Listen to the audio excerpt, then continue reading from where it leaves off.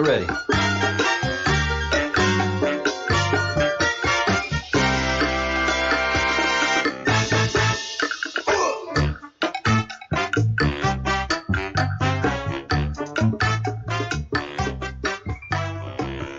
All right.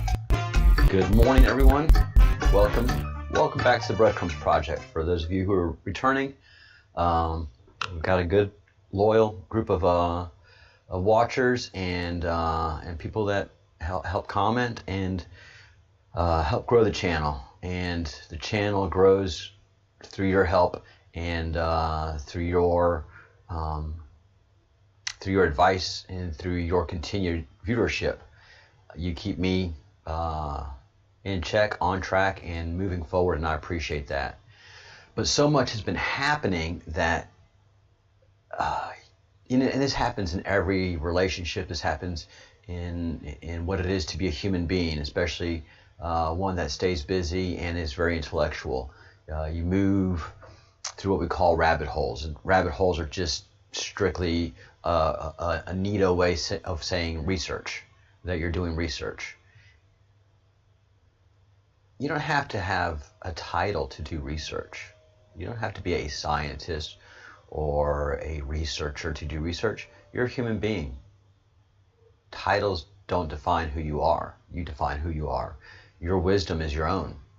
You can either grow it, or you can let it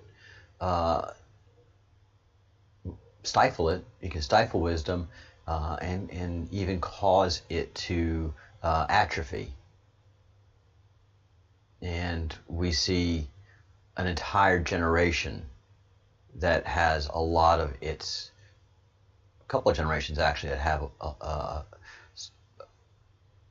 some individuals that have atrophied their wisdom and have filled wisdom, that place where wisdom was, with social justice activities. And social justice means we don't judge you by laws. We judge you by your skin color. We judge you by your you by what we think your aptitude is. So if we feel sorry for you, then we have to raise you up in society, and that's what social justice is. And then the ones that just are overwhelmed and brainwashed by it are called social justice warriors. These are not wise people. These are not people that think about their activities, what they're doing. They're just driven by pure emotion. Yep, just 100% emotion. And unless that emotion is satiated, then that person cannot move forward in their life and in their being. So they're always in pursuit of more emotional fulfillment through their social justice warrior activities. Where somebody that's a constitutionalist, somebody that's a person of laws and not of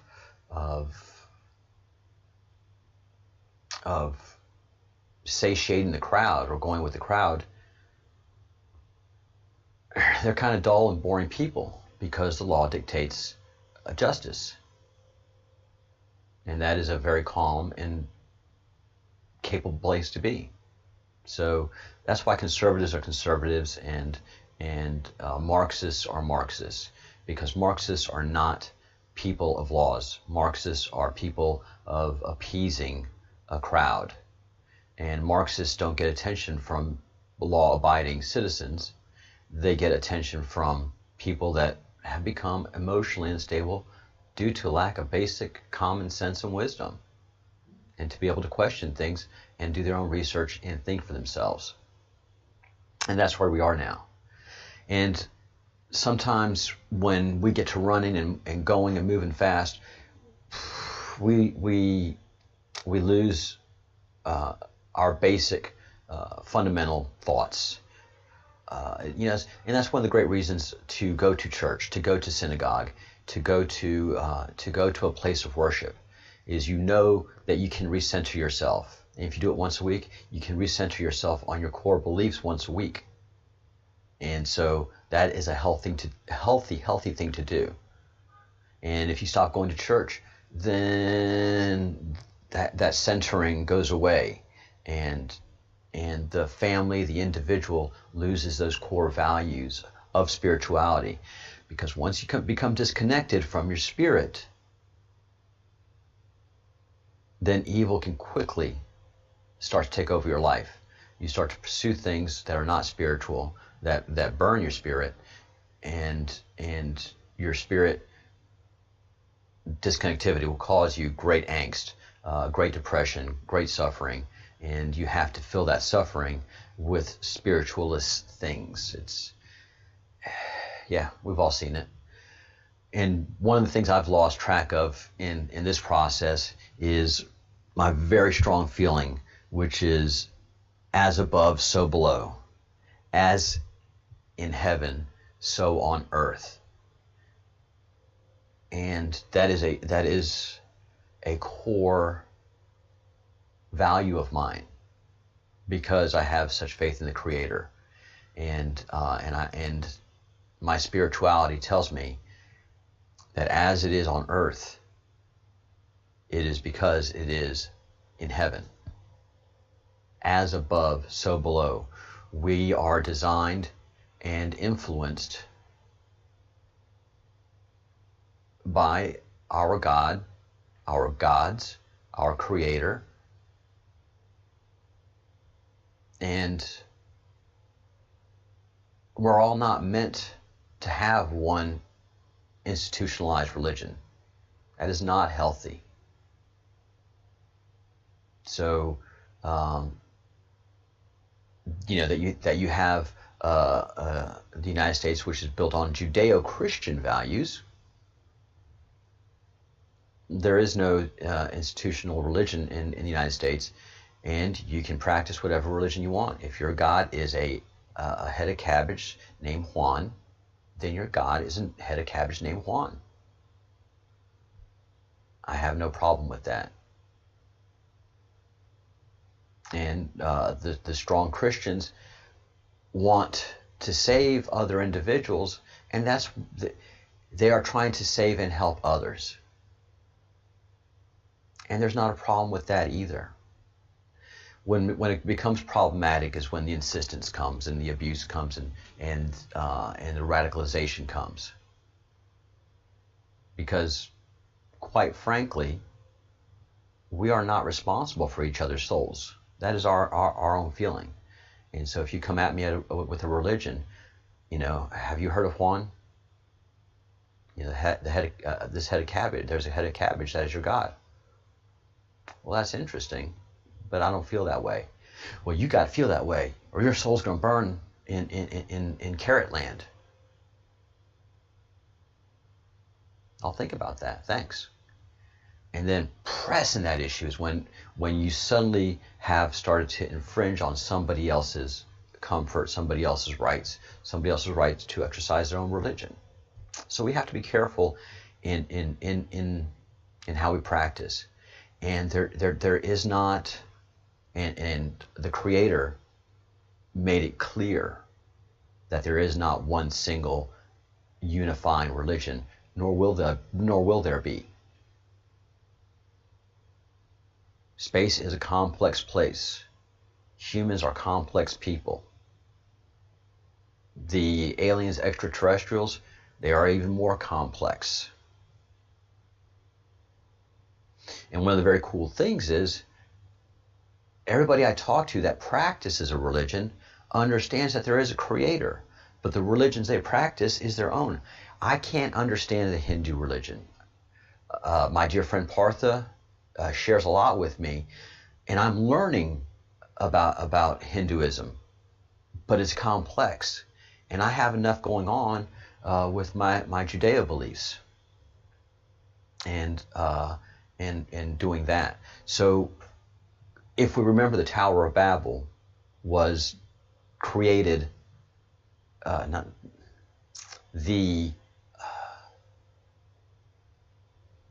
the story, the history of the Tower of Babel,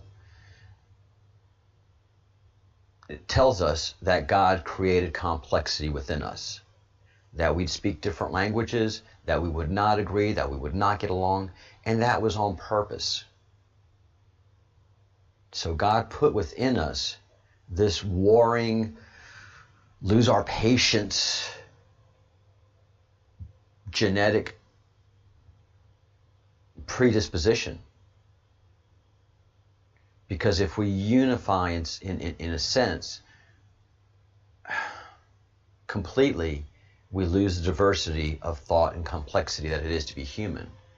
And the Creator, in every instance, does not want us to be a monolithic planet. And it's in our complexity that we grow and thrive. A lot of us will join under the banner of Q because we have an enemy.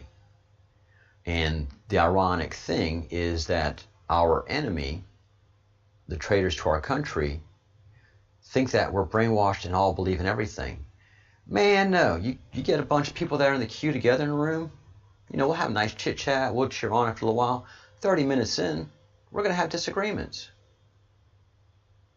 Well, no, I don't think that. Oh, why not? Because I just don't.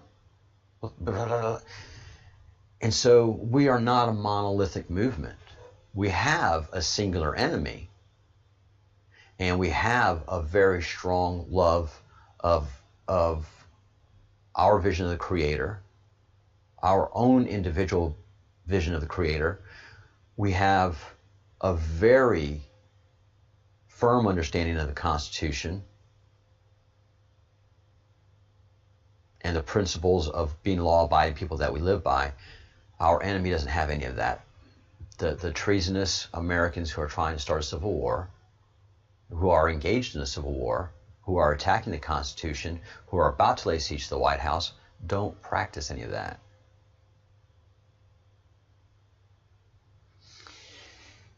And those of us who are religious understand that our religion talks about an end time. Not an end of the world, but an end of time, a certain time. And every single religion around the world has an eschatology. And the eschatology is that the end time for what that religion talks about. The Hopi have it, Judeo-Christians have it, the Jewish have it, Muslims have a very detailed eschatology and how things are going to go down. But again, as above, so below. And we are actually going into a new time. We are actually going into a new age. And that's the age of Aquarius. Aquarius. And we are leaving the age of Pisces, leaving the age of fish. And ironically enough, the symbolism of Aquarius is the fish. The symbolism of Yeshua, of Jesus Christ, is the fish. So there are a few folks that are saying we're leaving the age of man, the age of Jesus, because that's who Jesus, I'm going to get people upset here, but we just have to do our research.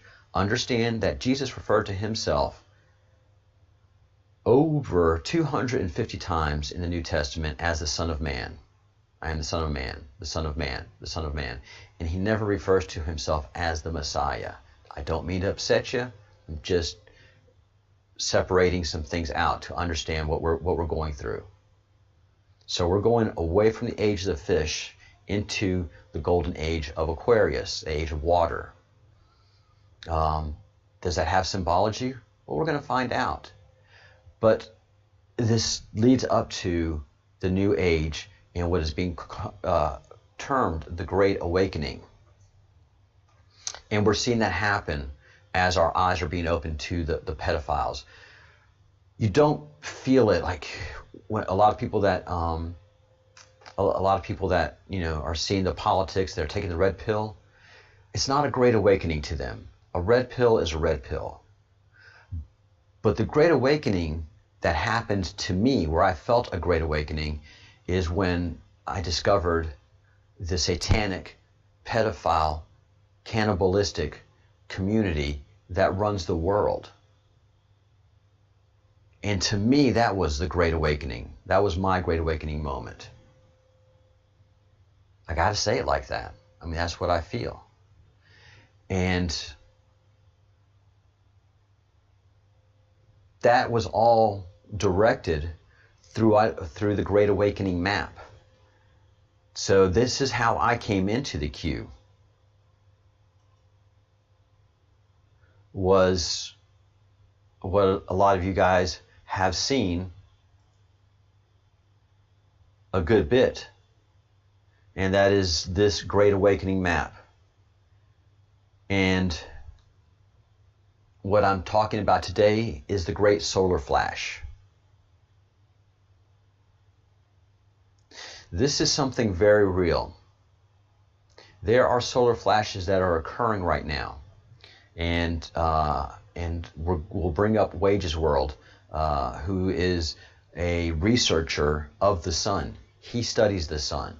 It's his thing, and he does a great job of it. And he has been talking about what scientists refer to as CMEs, coronal mass ejections. They're also EMPs, electromagnetic pulses, because they are giant discharges of energy. And this is how I backed my way up into the Q. Let me tell you my story.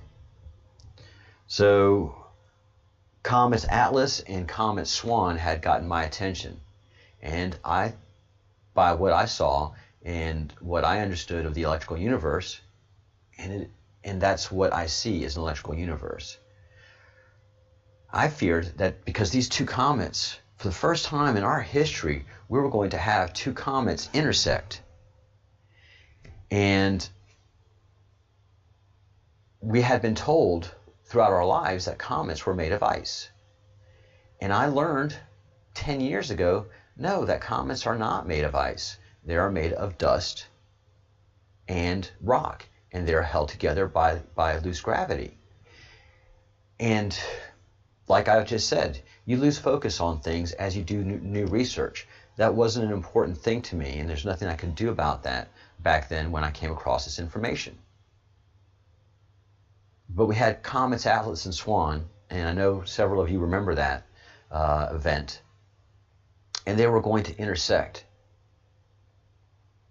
And NASA wasn't talking about it. No one was talking about it. And by the calculations that we were getting, these two could impact us electrically if they came too close together, or even if they impacted and they were on trajectories. But we weren't getting any information. We weren't getting anything from the telescopes. And it was being blamed on the COVID, on the pandemic that was affecting the earth at the time. And to me, it just wasn't making any sense that NASA was so quiet, that all of the telescopes, military and civilian, were not talking about this. And we even saw that Hubble was pointed at Comet Atlas and taking images. And we only got 3 crappy, grainy images from Hubble.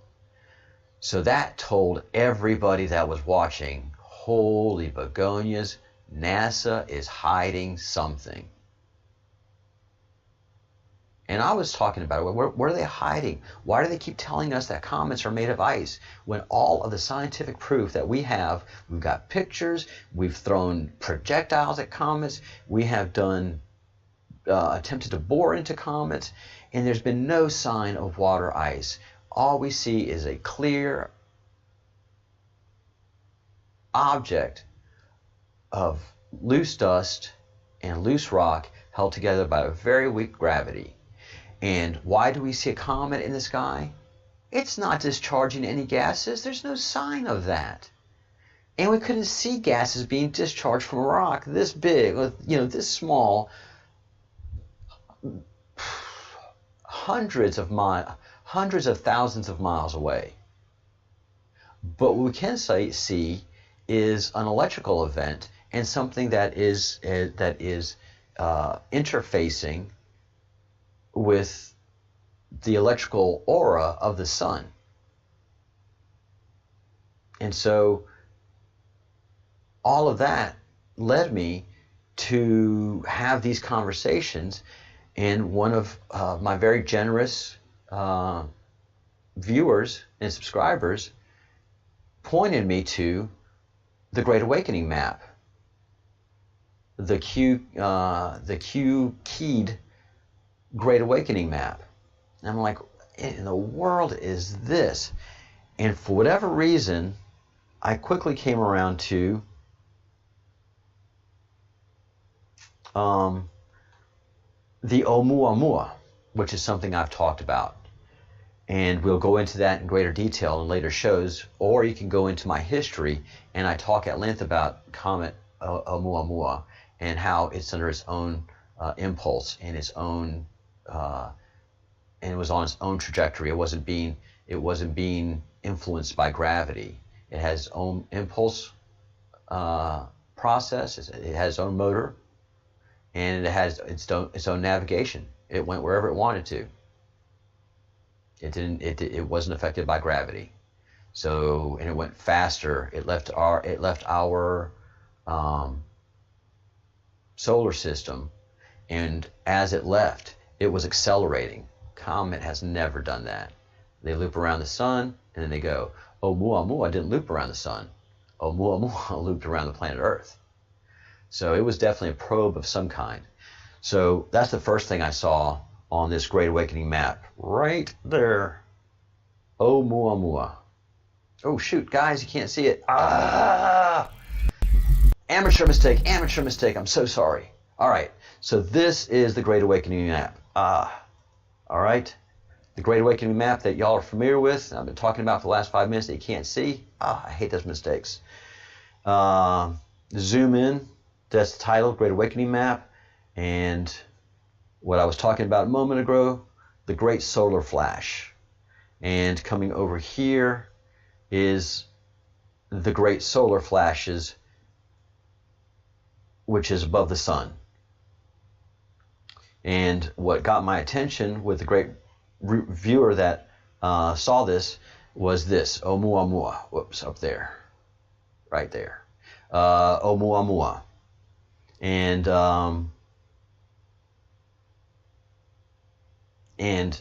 it talking about this being an ancient builder race, a derelict ship, 1 billion years old, enters through our outer barrier and intercepted by the Secret Space Alliance. This all is very plausible to me, because whatever NASA and everybody else was telling us about Oumuamua was not in any way, shape, real.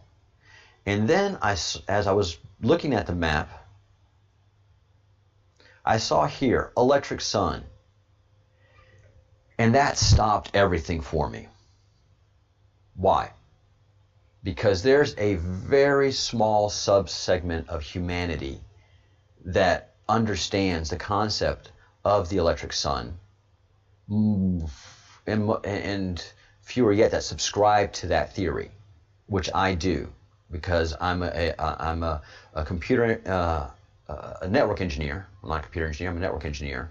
I understand networks. I understand how electrons move down a wire. I understand the nature of magnetism, because that's how we are able to keep signals going down wires for a long time as we build a magnetic field within a wire. And that's why we have twisted cable. It builds its own magnetic field to keep everything tight going, the electrons tight going through those cables. So as a network engineer, you quickly understand electrical properties, and you kind of dance with electrical engineering.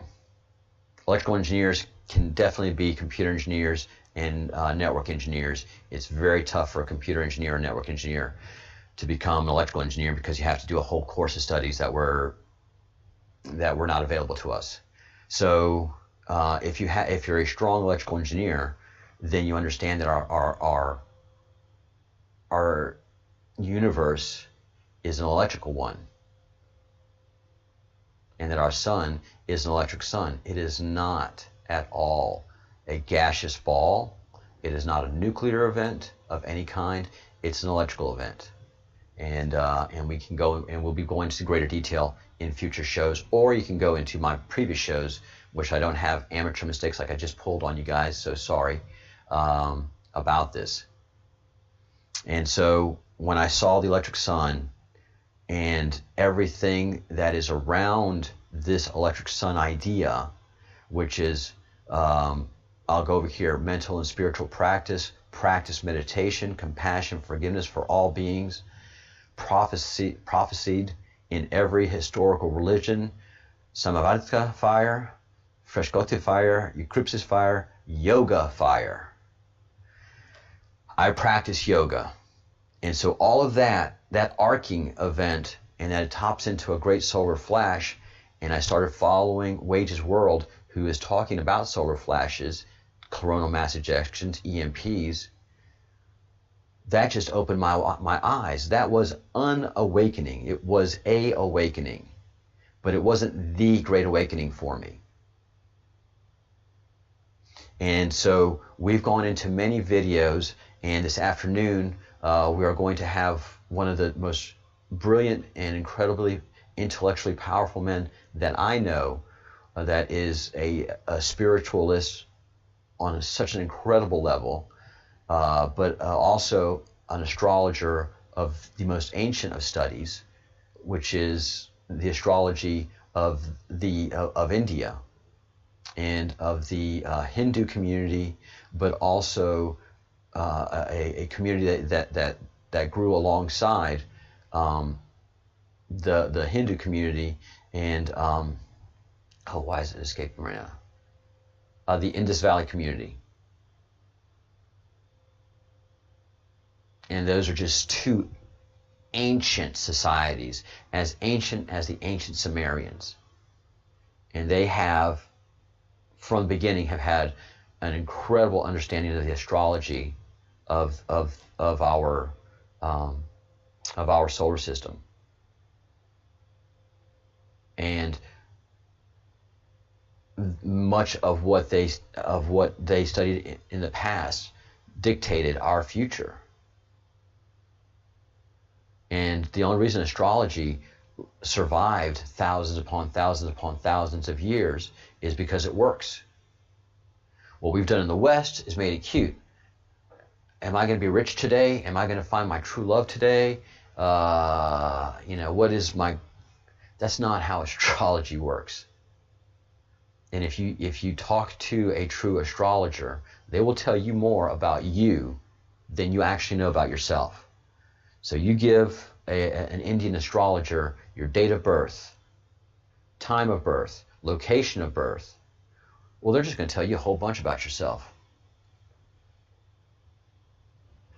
How you act, how you react, whether you're a patient, whether you weigh things. Are you a person that has great passion?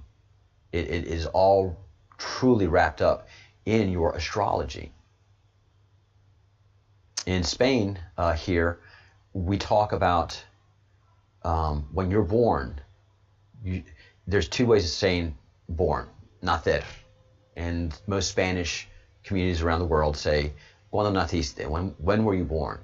In Spain, because of our ancient Celtic roots, because Spain was a strong Celtic community, which we would say now is savages. They were they practice occult magic. No, they practice astrology, which was given to us by the people who created us, who created the planet, created the solar system, so we could understand many things and have a way of understanding the future and be able to predict things in a way that can be taught generation after generation after generation, in oral traditions and then in written traditions. And unfortunately, when the written traditions started to be established and the oral traditions were starting to be lost, then the true practice of astrology was truly being lost, because what's written on paper is lost in the oral traditions of a sage teaching another sage and having them constantly repeat what it is that they're being taught, and so they become a true subject matter expert. being, as it said, Partha has gone and studied all of the old literature that he can, but not only the Indian astrology, but the Tibetan astrology, the Indus Valley Hindu astrologies, the Jewish astrologies. Judaism used to be super strong in astrology, ancient Judaism, and that's where a lot of the Kabbalah practice revolves around. But the Hopi and Partha has studied all of this and is able to speak to spirituality in a great manner. And that's where the yoga fire portion of the Great Awakening and the Great Solar Flash connects.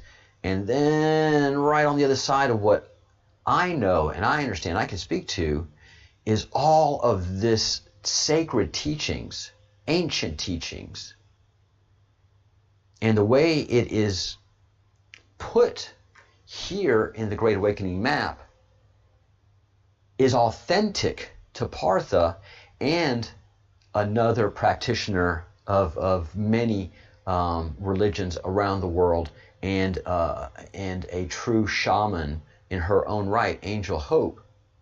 Both Partha and Angel Hope, from their traditions, even though they work together, they have their own traditions. They looked at this and they could read it, and they deciphered it for us.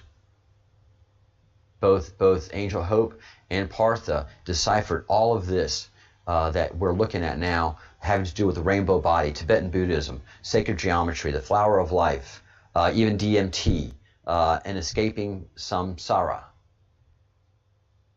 And what this told me was it wasn't just one mind that put this together, and it had to be a long, drawn-out study to put this together in such a fashion. It wasn't some hippie or one guy that produced this, because there's just too much in here that's ancient and new that you have to have a firm understanding. So I've come to the belief that this entire Great Awakening map is a NSA dump, National Security Agency dump, an agency that has gathered all of the intelligence and secrets of our world and has been studying them at great length in great secrecy, and has basically whiteboarded this entire thing over many decades of study. And then finally, when the Q came out, that's when they said, no more secrets. We are putting all this out there. And they developed this in the Great Awakening map. And I tell you, let's get some insight now me, from Senior Presidential Advisor Jared Kushner. Jared, thanks for the time. Want to talk about this big peace deal between Israel and the UAE. We heard. Yeah, some things queued up for us out there. We have a lot to study. We have a lot to move forward in. And this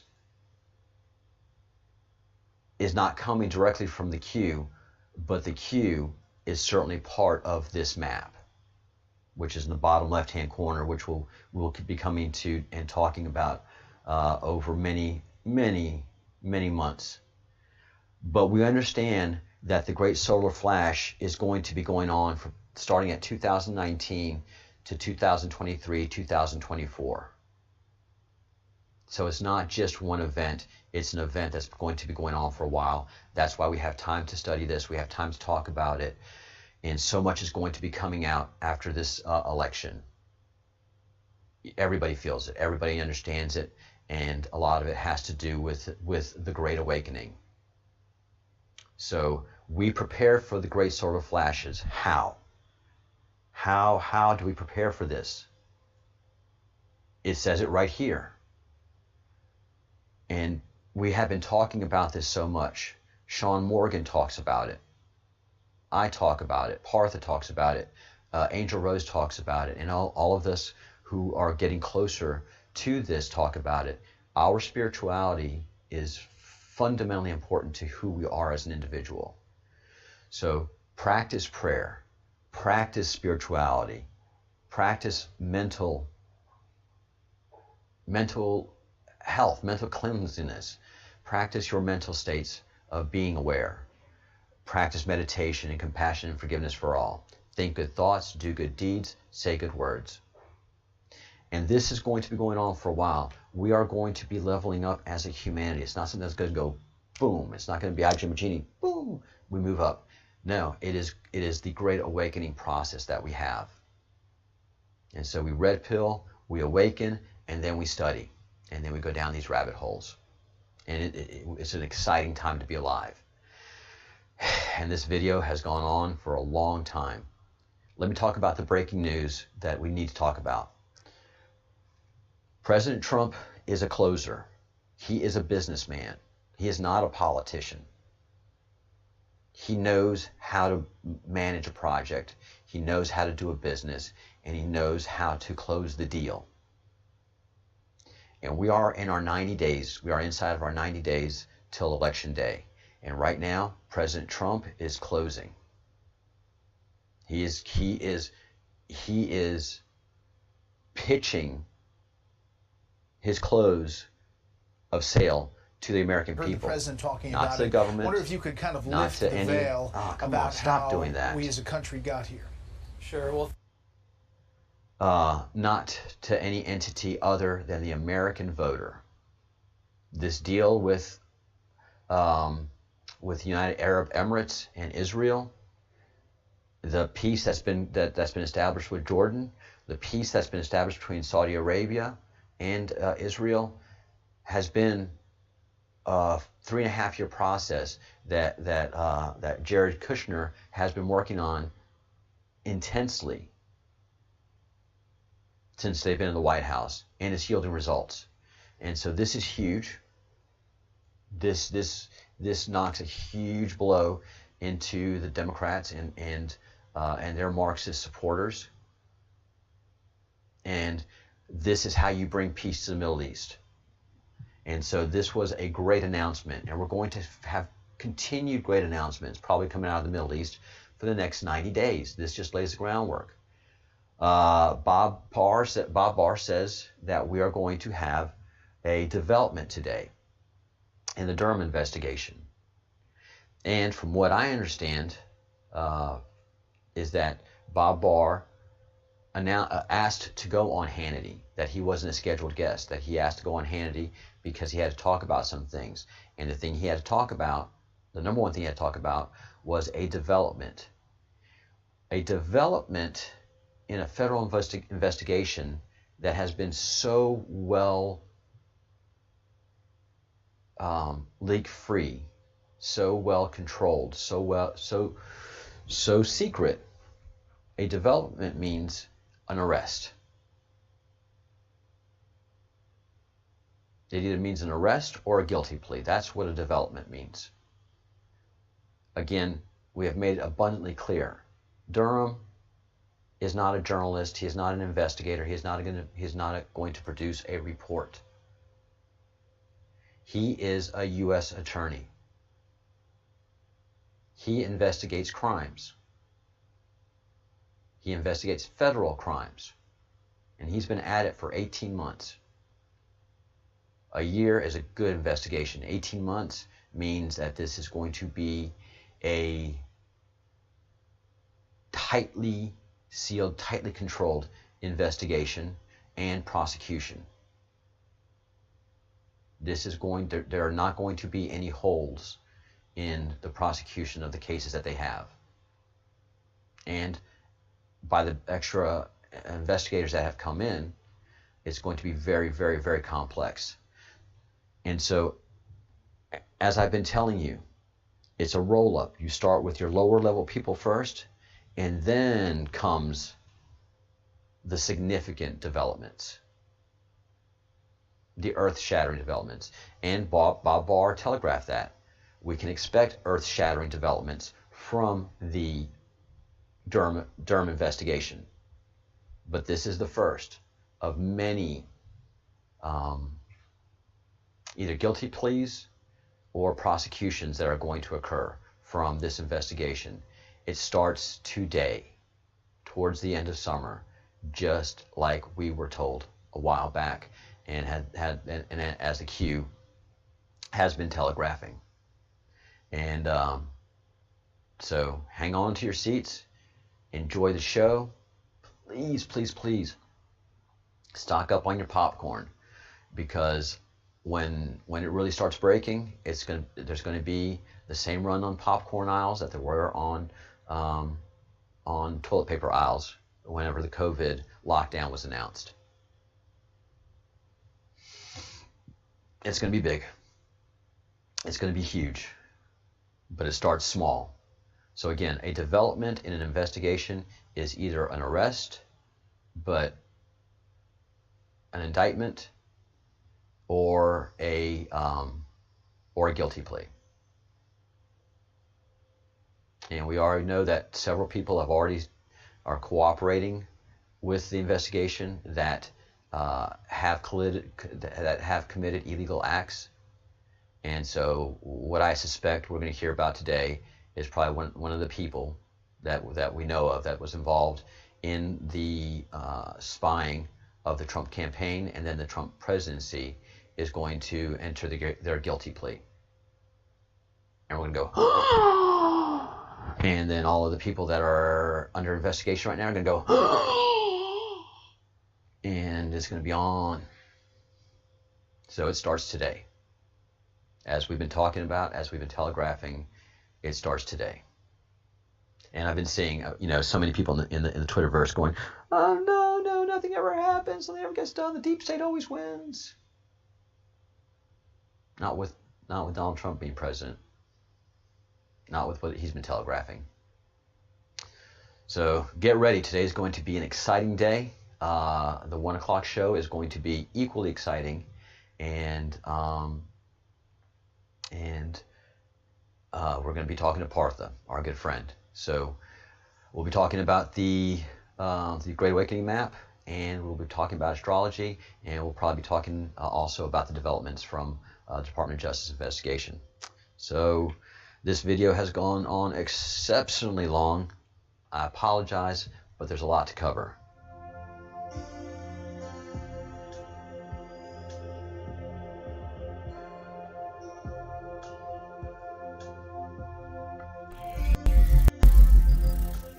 All right, as we wind things up here, the consistent message is, as above, so below. Work on your spirituality, build your spirituality, meditate, pray, and discover those points of peace, because it's going to be a wild ride for the next 5 years. And there's going to be a lot happening. Also, we're going to be talking about this afternoon, the sun has moved. And I talked about this many months ago. Wage is now starting to agree that the sun has moved. So super intense things are happening. We'll be talking all about that at 1 o'clock. So thank you so much for being here. And I've just had another failure. All right, no bumper music as we get out of here because my bumper music system's locked up. Today's been technically fraught. All right, guys, thank you so much. Think good thoughts, do good deeds, and say good words. Pray, and peace.